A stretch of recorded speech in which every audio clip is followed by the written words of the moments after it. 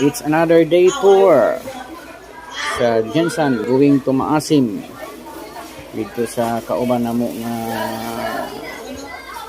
Residential Beach Resort kay Boss Sidon Polistico apit sa midigi sa Grape Farm sa among kauban nga dating president sa Honda ADV Club Philippines Davao Sur Chapter kay Sir Cyril diri sa iyang Grape Farm para ato ko ma-promote.